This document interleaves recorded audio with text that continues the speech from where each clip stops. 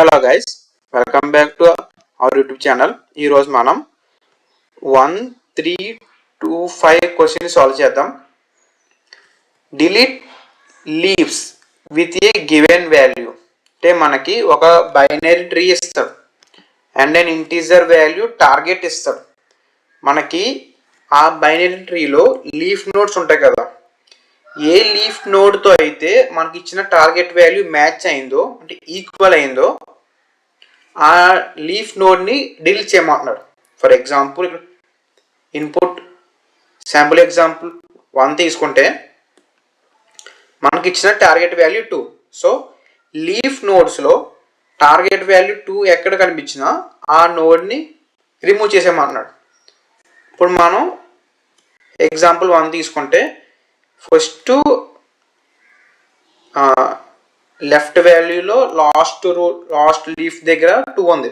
అది రిమూవ్ చేసేసిన తర్వాత దాని పేరెంట్ కూడా లీఫ్ నోడ్ అయిపోయింది. సో దాన్ని కూడా రిమూవ్ చేసేస్తాం మనం. సో అలాగా రిమూవ్ చేసేసిన తర్వాత దాని పేరెంట్ నోడ్స్ కూడా ఇన్ కేస్ లీఫ్ నోడ్ అవుతే ఆ నోడ్ని కూడా చెక్ చేయాలి మనం లాస్ట్లో. ఎగ్జాంపుల్ 2 తీసుకుంటే 3 అని ఫస్ట్ లెఫ్ట్ సైడ్లో ఉన్న 3ని డిలీట్ చేసేసిన తర్వాత దాని పేరెంట్ కూడా 3 అయింది, కానీ అది లీఫ్ నోడ్ అవ్వాల. ఎందుకు? దానికి ఇంకో చైల్డ్ ఉంది, చైల్డ్ దానికి ఎగ్జిస్ట్ అయింది, బట్ మనకి ఫస్ట్ ఎగ్జాంపుల్లో అలా ఎగ్జిస్ట్ అవ్వాల. సో దాన్ని కూడా రిమూవ్ చేస్తాం. బట్ సెకండ్ ఎగ్జాంపుల్లో దానికి చైల్డ్ ఉంది కాబట్టి సెకండ్ టైం వచ్చిన 3ని మనం రిమూవ్ చేయలేదు. అండ్ థర్డ్ ఎగ్జాంపుల్ కూడా జస్ట్ ఫస్ట్ ఎగ్జాంపుల్ లాగే మనకి లీఫ్ నోడ్ వచ్చింది, స్టార్టింగ్ లెఫ్ట్కి వెళ్ళిపోతే లాస్ట్లో లీఫ్ నోడ్ దగ్గర 2 అండ్ టార్గెట్ వాల్యూ కూడా 2 అయింది. సో 2 ఈక్వల్ అయినాయి. సో ఆ నోడ్ రిమూవ్ చేస్తాం. నెక్స్ట్ దానిపైన ఎలిమెంట్ అనేది దానిపైన నోడు రూట్ నోడ్ అయిపోయింది అండ్ అది రూట్ నోడ్ అయింది కాబట్టి మళ్ళీ చెక్ చేస్తాం టార్గెట్ వాల్యూ ఈక్వల్ అయిపోయింది. సో అది కూడా డిలీట్ చేస్తాం అండ్ దాని పేరెంట్ కూడా చెక్ చేస్తాం మళ్ళీ. సో అది కూడా ఆ టార్గెట్ వాల్యూతో ఈక్వల్ అయింది అండ్ అది మనకి లీఫ్ నోడ్ అయిపోయింది. సో దాన్ని రిమూవ్ చేస్తాం, లాస్ట్కి 1 వస్తుంది. సో అలా మనం ఒక ఎగ్జాంపుల్ తీసి సాల్వ్ చేద్దాం. యా గైస్, దీనికి ఎక్స్ప్లెనేషన్ వచ్చేసరికి సింపుల్. నా లాస్ట్ వీడియో చూసినట్టయితే మీకు అక్కడ లైక్ మనకి ఒక బైనరీ ట్రీ ఇస్తారు, దాన్ని ఎవాల్యూట్ చేయమంటారు. సేమ్ అదే ప్రాసెస్ ఇక్కడ వాడతాం. అక్కడైతే మనం లీఫ్ నోడ్స్ని ఎవాల్యూట్ చేసి నెక్స్ట్ దాని పేరెంట్స్ నోడ్ని ఎవాల్యూట్ చేయడానికి ట్రై చేస్తాం. ఇక్కడ సిమిలర్ అప్రోచ్. ఏంటంటే మనం ఇక్కడ దాన్ని మీకు ఎక్స్ప్లెనేషన్ చేసినట్టు డైరెక్ట్గా లీఫ్ నోడ్కి వెళ్ళిపోయి లీఫ్ నోడ్కి టార్గెట్ వాల్యూ 2 ఈక్వల్ అయితే సో దాన్ని ఎలిమినేట్ చేసేస్తాం.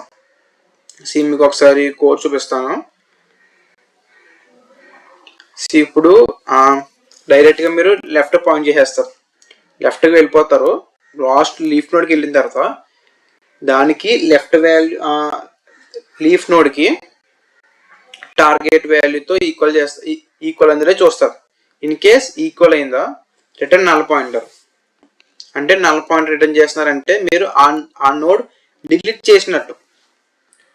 ఇక్కడ లాస్ట్ మీరు లీఫ్ నోడ్ ట్రావెల్ చేసిన తర్వాత ఇన్ కేస్ ఆ లీఫ్ నోడ్ అనేది టార్గెట్ వాల్యూతో ఈక్వల్ అయితే మీరు రిటర్న్ నల్ పాయింటర్ చేస్తారు.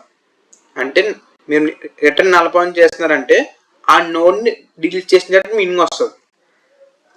సింపుల్. ఒకసారి నా లాస్ట్ వీడియో చూడకపోతే పైన ఐ బటన్లో ఇస్తాను, ఒకసారి చూడండి. సేమ్ సిమిలర్ అప్రోచ్, బట్ అక్కడ మనం లీఫ్ నోడ్స్ని ఎవాల్యూట్ చేసి దానికి వచ్చిన ఆన్సర్ని పేరెంట్ నోడ్కి ఇస్తాం. ఇక్కడైతే జస్ట్ లీఫ్ నోడ్ దగ్గరికి వెళ్తే లీఫ్ నోడ్ని డిలీట్ చేసేస్తాం. సింపుల్. అండ్ దెన్ దీనికి స్పేస్ అండ్ టైం కాంప్లెక్సిటీ కూడా సేమ్ నా లాస్ట్ వీడియో లాగా ఉంటాయి.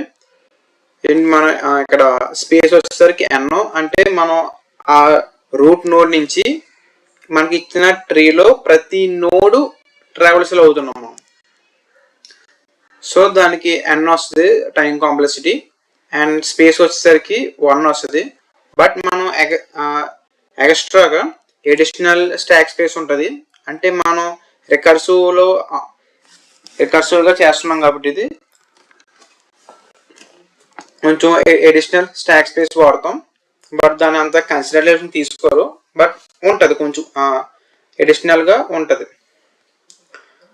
సో ఈ వీడియో కానీ మీకు నచ్చినట్లయితే ఒక లైక్ చేయండి. సో దట్ ఇలాంటి వీడియోస్ ఇంకా నాకు రీచ్ పెరుగుతుంది అండ్ కొత్త వాళ్ళకి